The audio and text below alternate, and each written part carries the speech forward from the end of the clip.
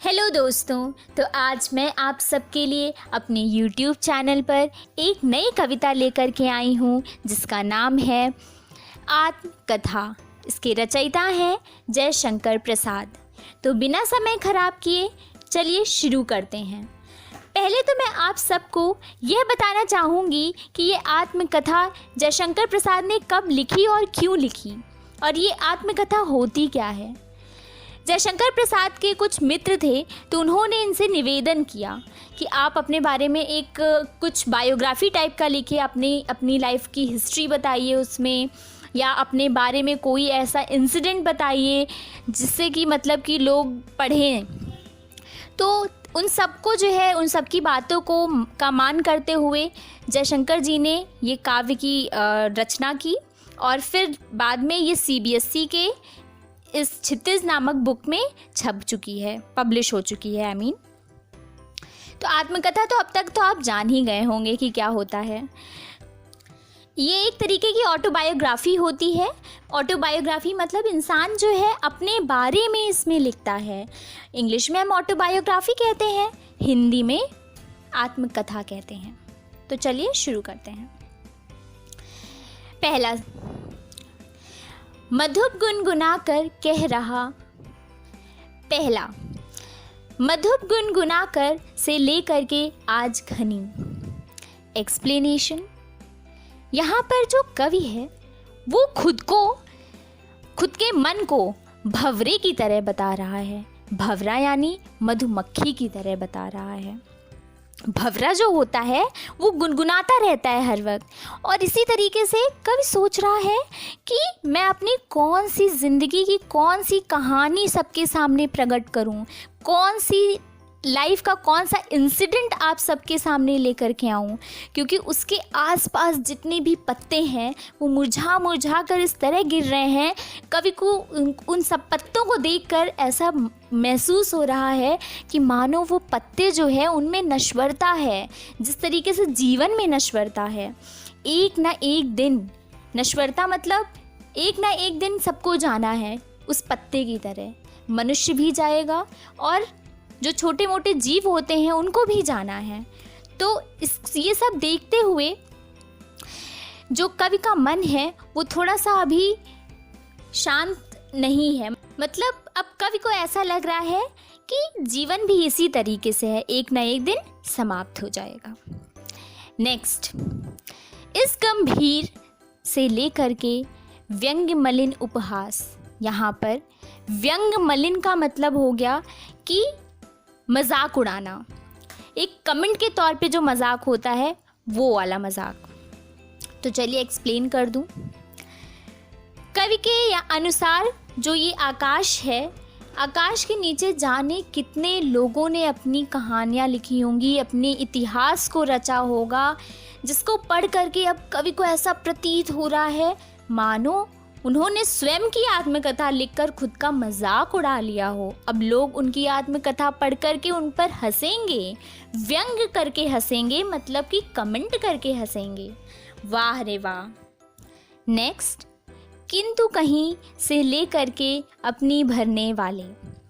Explanation, अब यहाँ पर कवि इन दो लाइनों में अपने मित्रों से, मतलब कि उन मित्रों से जिन लोगों ने कवि से आग्रह किया था ये अपनी आत्मकथा लिखने के लिए, तो उनसे कवि कहते हैं कि मेरी आत्मकथा पढ़कर और मेरे जीवन की ये जो खाली गागरी है देखकर कहीं ऐसा ना हो कि तुम खुद को मेरे दुखों का कारण समझ बैठो और यह सोचने लग जाओ कि तुम्ही ने मेरी जीवन रूपी गागरी को खाली किया है।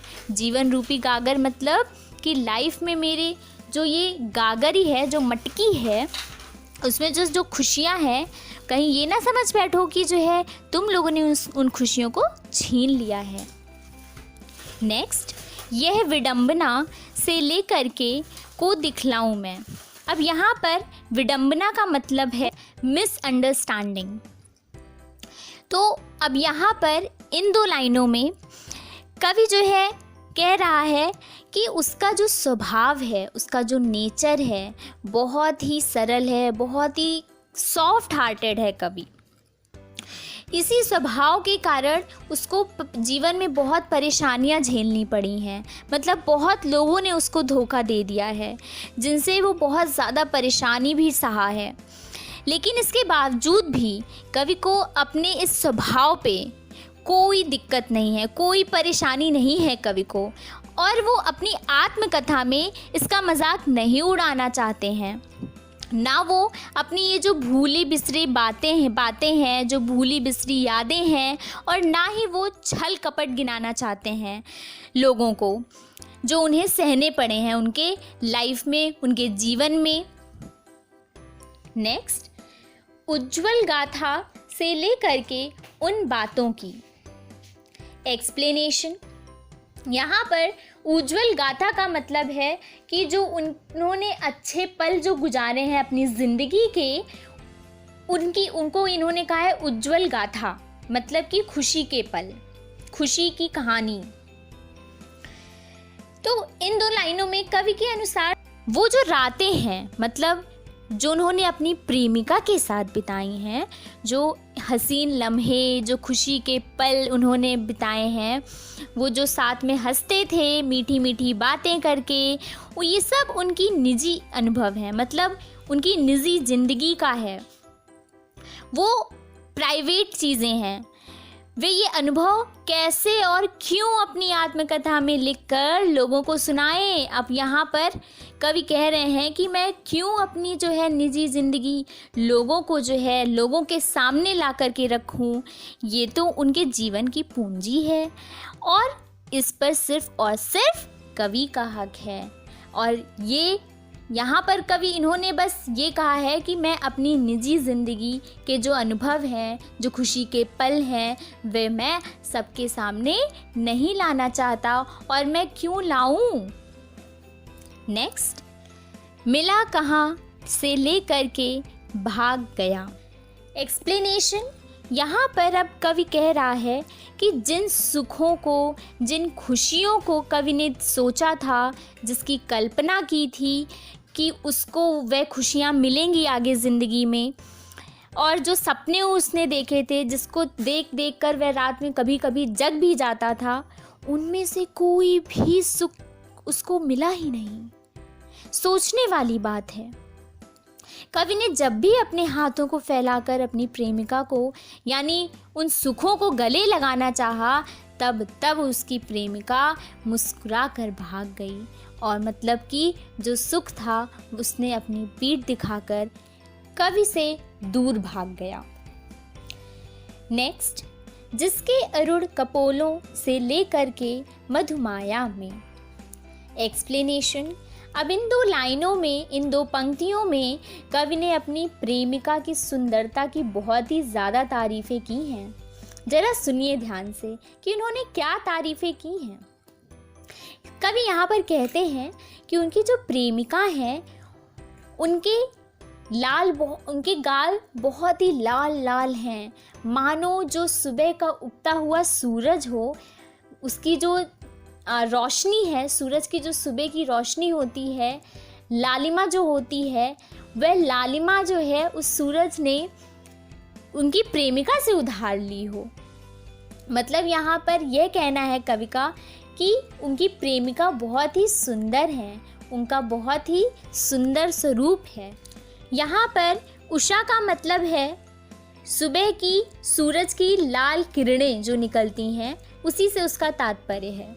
नेक्स्ट, उसकी स्मृति पाथे से लेकर के मेरी कंथा की। अब ध्यान से सुनिए, ये जो दो पंक्तियाँ हैं ये बहुत ही इम्पॉर्टेंट हैं और एग्ज़ाम में पूछी जा सकती हैं। यहाँ पर स्मृति पाथे का मतलब है कि जो उनकी यादें हैं, वो एक पथिक की तरह हैं। मतलब जैसे एक मेहमान होता है, जब वो चल के आता है तो वो थक जाता है बहुत ज़्यादा, उसी तरीके से इनकी जो यादें हैं वो भी बहुत ज़्यादा थक चुकी हैं। अब वो यादें जो है याद करने में वो खुशी नहीं मिलती इनको। अब इसमें कवि कह रहे हैं अपने मित्रों से कि जो उनकी प्रेमिका के साथ जो पल थे जो उन्होंने बिताए थे, कि यादें जो है आज कवि इस अकेले संसार में अपना जीवन, उसकी यादों में ही अपना जीवन व्यतीत कर रहा है और उनके जीवन का एकमात्र सहारा बस यही यादें ही रह गई हैं। यानी अब उनके ज़िंदगी में कोई इंसान अच्छा मतलब कि है ही नहीं जिनके साथ वह अपना दुख सुख शेयर कर सकें। फिर कहते हैं कवि, अपने मित्रों से कहते हैं कि तो क्या तुम मेरी उन यादों को देखना चाहते हो और उस प्रकार मेरी आत्मकथा पढ़कर मेरी भूली हुई यादों को फिर से कुरेदना चाहते हो, मतलब फिर से उसको उधेड़ देना चाहते हो, मतलब खोद डालना चाहते हो उन यादों को, और मेरी यादों की चादर को तार तार करना चाहते हो क्या तुम लोग। नेक्स्ट, छोटे से लेकर के मैं मौन रहूं। एक्सप्लेनेशन। प्रस्तुत पंक्तियों में जयशंकर प्रसाद जी की महानता पता चल रही है। मतलब अब जयशंकर प्रसाद जी अपनी बातें खुलकर सामने रख रहे हैं। उन्होंने बहुत बड़ी अपनी तारीफ़ें नहीं की हैं। उनके अनुसार क्या है कि उनकी जो ज़िंदगी है, उनका जो जीवन है वो बहुत ही नॉर्मल है, बहुत ही सरल है, बहुत सादा जीवन वो जीते हैं।